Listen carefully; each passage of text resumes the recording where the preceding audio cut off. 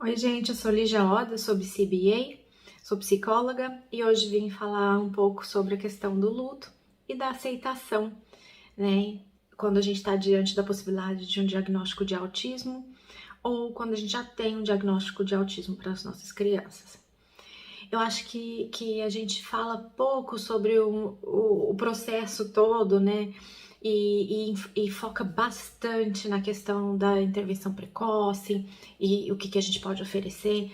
Não que isso não seja importante, mas tem tanta coisa acontecendo em paralelo com isso que eu acho que vale a pena a gente tirar um tempinho para olhar para essa questão do luto e da aceitação, né?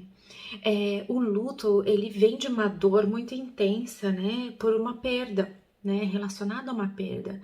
E essa perda, ela pode doer mesmo a sua criança continuando ali, né, estando ali do seu lado.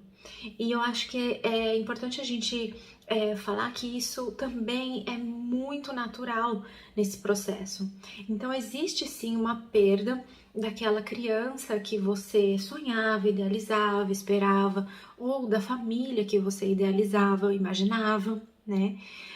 E não tem problema nenhum você ter imaginado, você ter sonhado, você ter esperado e que as coisas sejam diferentes. Não quer dizer que seja fácil, né? Então, abrir mão desse cenário que a gente um dia construiu na nossa cabeça, ou que a gente esperava que fosse, né, de uma outra forma, não é um processo fácil, né? Esse processo, ele tem também muito a ver com a questão do desenvolvimento típico, mas eu acho que ele fica muito mais escancarado quando a gente fala da possibilidade de um diagnóstico de autismo ou de já se ter um diagnóstico de autismo, né? Por que eu falo da questão da possibilidade? Eu vejo muitas famílias, assim, vendo diferença no desenvolvimento das crianças, já percebendo que existe alguma outra dificuldade, né? Ou na fala, ou na socialização, na interação, na atenção compartilhada, mas tudo isso acaba ficando assim no ar de uma forma nebulosa, né? Então, quando alguém fala, sua criança tem algum diagnóstico? Sua criança é autista? E a pessoa reage assim de uma forma muito reativa, muito na defensiva, né? Porque aquilo já representa, digamos assim, uma ameaça à ideia que se tinha daquela criança ou daquela família, né?